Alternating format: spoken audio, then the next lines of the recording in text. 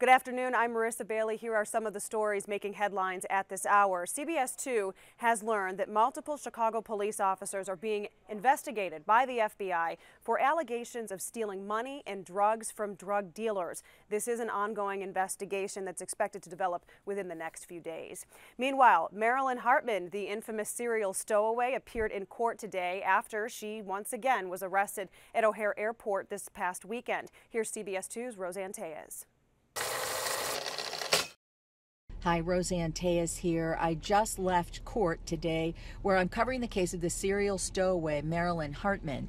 And today in court, she was ordered held without bail after being found at O'Hare once again over the weekend, just days after she had been arrested there. So she was found there again Sunday. So today in court, the state requested what's called a BCX, Behavioral Clinical Exam. The idea is to determine whether she was sane at the time she was at O'Hare, whether she's fit to stand trial, and whether or not she might be fit to stand trial on medication.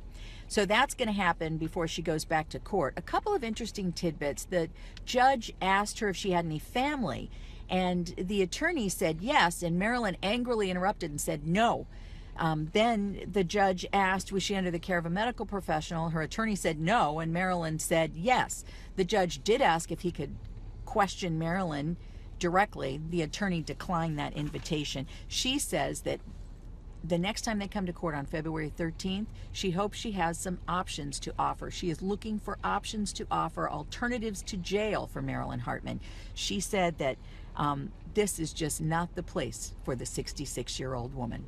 Once again, they'll be back in court February 13th. It was a rare lunar event, a so-called celestial trifecta, the super blue blood moon. If you missed it this morning, check out this video from NASA. The moon is super because it is at its closest point to the Earth. It is blue because it's the second full moon of the month, and it's called a blood moon because it turned reddish during the eclipse.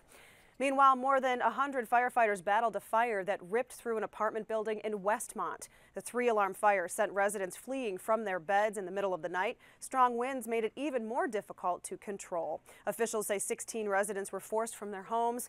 The cause has not been determined and no one was injured. And finally, here's our Megan Glaros with a look at your forecast.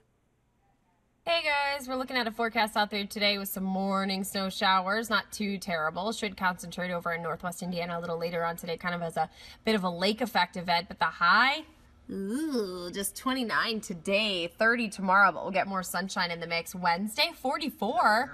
That's actually the best day of the week for us, I think. It's the mildest at least. And then we settle in the 20s for Thursday and Friday. And if you take a peek at Saturday into Sunday, this is kind of like an early warning for you. I don't know if it'll come to pass or not yet, but we're looking at a possibly active weekend as we roll into Saturday and Sunday. Temperatures would certainly denote that that would be snow if anything decides to fall. So we'll keep you posted on that. But we do have a little bit of snow this morning, as I said, and we're all aiming for Wednesday. If you got stuff you got to do outside, Wednesday is the day.